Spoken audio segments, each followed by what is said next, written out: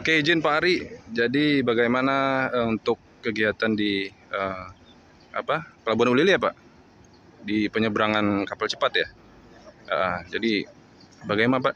Bagaimana kira-kira intensitas penumpang? Apakah sudah mulai ramai atau gimana Pak?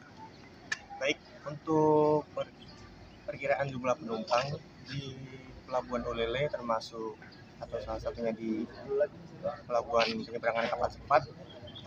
Untuk kapal ekspres Candika 89 baru saja berangkat dan jumlah penumpang 224 penumpang.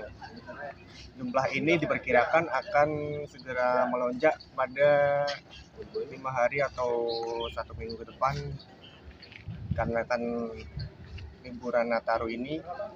Kemudian untuk cuaca di sini bisa dilihat cuaca cerah, sedikit berawan dan normal, angin normal. Baik, sekian, terima kasih. Baik, terima kasih Pak Ari. Untuk pelayaran selanjutnya di jam berapa ya Pak? Untuk perjalanan selanjutnya kami dari pelabuhan Ulee, Banda Aceh pukul 10. Pukul 10 pagi. Kemudian dilanjut lagi pukul 14.30 nanti sore.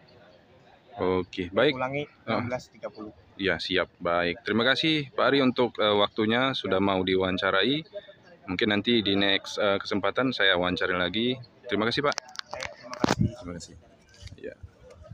Guys.